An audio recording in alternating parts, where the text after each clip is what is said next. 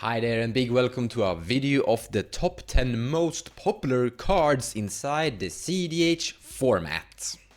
But how in the world are we claiming and understanding things like that? Well, if you're new to this channel, I'm using this web page to calculate statistics and data from various tournaments, like Salt City 2, where you can go here and literally download the entire deck list and then calculate how many specific decks are playing Adnos or Underworld Breach or Soldering, etc. And big surprise, Soldering is the number one best most popular card in the entire format. Almost 100% inclusion rate. You can see here in this pie chart, you have 97.2 including it. My hair is a little bit too big. If it just disappear, you see total decks just behind me here, 22,462. And just where that arrow is pointing is how many of those are including Soldering. But if we ignore rocks, mana rocks, and also ignore lands because Command Tower and most lands are super popular in general, then we can move over to some other cool cards and see how many people are playing, for example, Tymna the Weaver. Now this is both as the option of having Tymna as a commander with any form of pairing with her, or in the side 99. And she's quite popular in the end. I mean, 3,646 is a high count. But she's far away from top 10, she's far away from top 30 even. Now the video did say the top 10 most popular cards inside the entire format. But I will throw you in a bonus. Before we get started with the top 10 most popular cards, let's actually take a look at some very honorable mentions. Like some really popular cards that are showcasing a very good performance that are deserving a good mention at the very least. Ragavan the Nimble Pilferer, a really cool card. I really like the printing of this because it brought combat to the format. It's like a mana dork that is demanding connection, both generating treasures and pseudo card draw. The fact that it's 1 mana makes it great because it comes down to turn like 1, and then on turn 2 you can cast 3 CMC spells just from having this in your opener. By the way, normally inside this video we're going over the data on specific numbers each card gets, but you get to see them in any case here. I'm just gonna talk about them in general, but the specific value you should be focusing on is that one, plus 1.75, which indicates how much the win rate is better in the decks that are including Ragavan. So all those 10,205 decks that have included Ragavan have achieved an average win rate of 23.46. An increase by 1.75. Esper Sentinel have proven to be a really good upgrade for white, giving white a little bit better value in the selection of color combinations. Not only that, but Dranat Magistrate as well, also a great white card that is popping up quite a lot here and there in various builds. Phyrexian Metamorph, really popular. Tutors like Gamble, really good. And the big reason why Gamble is great is because of Underworld Breach. One of the better cards that have truly improved red in general. And made red into something of the best color in general as well. Half of the entire format is literally playing Thassa's Oracle. People are complaining that games are ending with Thassa's Oracle, and yeah, it's popular. People play the Merfolk Wizard quite a lot. But Tainted Pact, the combination with Thassa's Oracle, is actually a little bit more popular, and the reason for that is that you don't have to have Thassa's in your build to have Tainted Pact in your build, because you can use Tainted Pact to tutor for other cards if you don't care about exiling some stuff from your library, basically. It's like a demonic tutor that goes through Oppo Agent. Speaking of Oppo Agent, it's also very popular. Has been a huge boost to black colors, quite a lot. As well as Orcish Bowmaster, also really popular. Basically half of the entire format is playing Orcish Bowmaster. So this is a way you could actually view this video, looking at these very popular cards. If you're strategizing into building something against the meta, you're going to play against 3 opponents, and the chance of one of them having an Orcish Bowmaster in their build is, as you can see, rather huge. So the chance of you going into a match where Orcish Bowmaster will appear inside that match is quite likely. So if you have a specific build that is like dying if there's an Orcish Bowmaster in play, then that deck might struggle. And I would actually argue that there's a bunch of various commanders that have started to drop their win rate just because of how much they die to Orcish Bowmaster. And just how popular Orcish Bowmaster really is. Now this is not one of the very popular cards, but I think it's a very honorable mention. Mnemonic Betrayal. Now it only has 26 inclusion rate, so it's definitely not like in the popular region, but it's showcasing a very good performance, and it's definitely a card that I think is really good. I've seen some good personal playing experience executing this, and I've seen games win very efficiently by someone resolving this, when my opponents are winning against me, that is. So I definitely think it's a card that I kinda wanna shout out and somewhat recommend. Same thing with Intuition. Also a card that's like showcasing not a very popular card, it's not heavily played, but when it is played, it's doing good for the build in general. And the same thing can be said about Sevin's Reclamation, another great white card that is boosting the color of white's power level a tiny bit. I would also like to showcase Wishclaw Talisman, also performing great in general. It's very popular, almost a 50-50 split, and yeah, I can say that the card is great.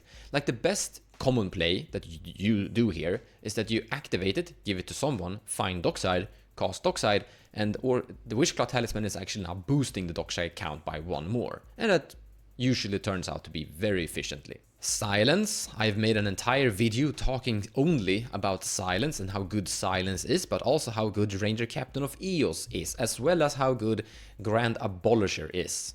Very popular, really good cards, usually recommended to have them in your build. And the last card on my honorable mentions is Ad Nas. It does not make the cut for top 10, but it's definitely something I think is a worthy mention. It is still able to efficiently win games here and there. And that takes us to the final top 10. Get ready. I think a lot of you are gonna guess and exactly know what is going to be the top 10. First one out, Pact of Negation. Not to a surprise to anyone, I guess. A free to cast counterspell. What could go wrong? Well, you have to pay the pact, but that's not always a big deal. Super popular card, and it's proving to increase the win rate a tiny bit. Now look at the pie chart, it is increasing by 0.1%, Psych Rift. It's an OG card, it's been around forever. I mean, even casual players are asking for a ban on this. I think the card is great. For 7 mana, you board wipe all of your opponents by removing all stacks cards, enchantments, artifacts and creatures, everything. Compared to like other Toxic Deluge that will only hit creatures, or Meltdown that will only hit artifacts, so to say. But this hits everything. Or, for only 2 mana, you can remove a specific individual card. The only problem with this, the only downside, is that you can't bounce your own Dockside, but still, it's good. Now take a look at that pie chart, it jumps up to 60.7. The best tutor in the game, Demonic Tutor, basically auto-included whenever you're playing black, more or less.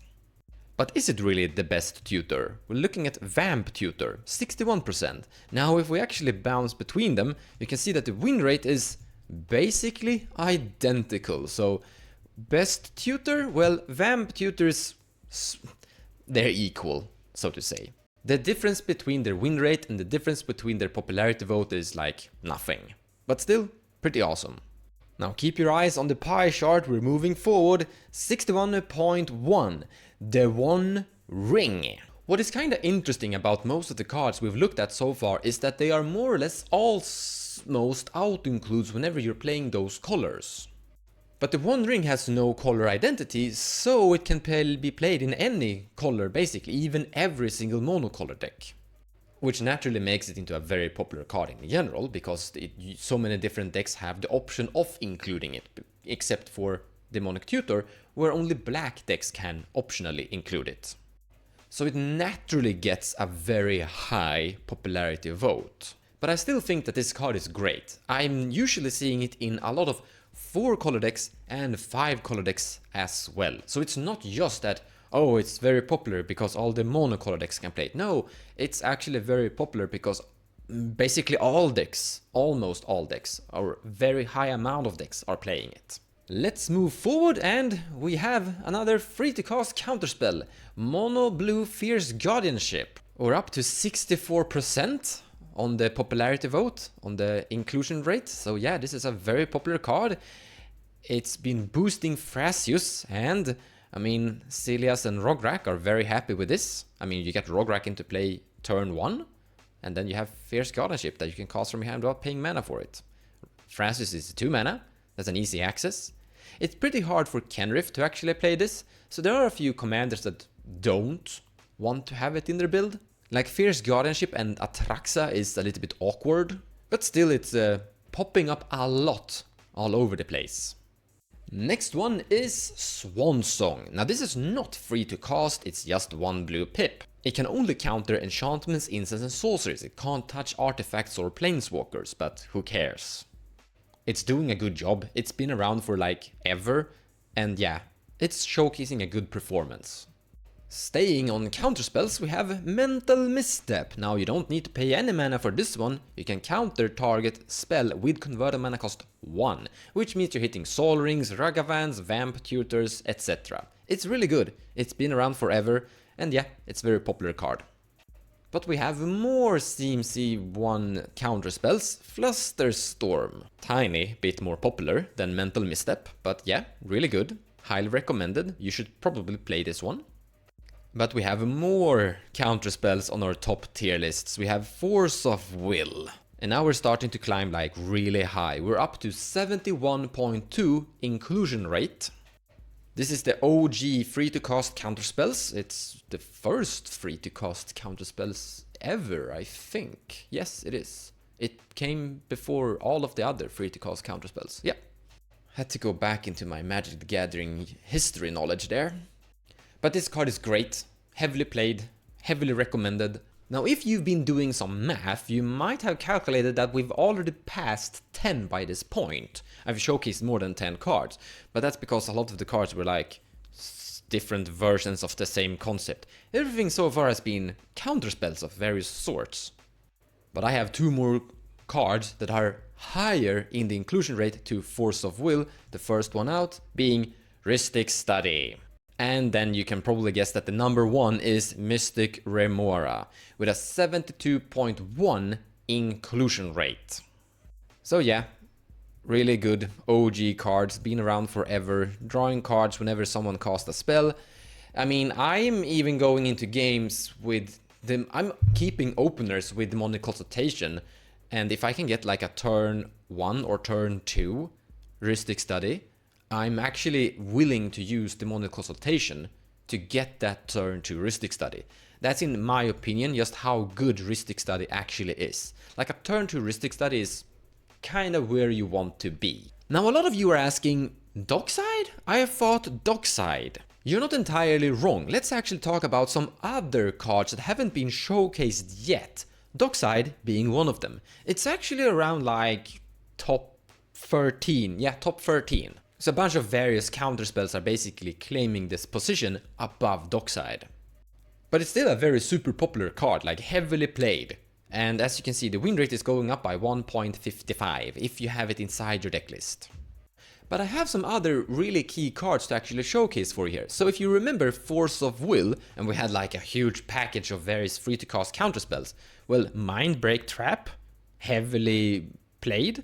Force of Negation, also heavily played.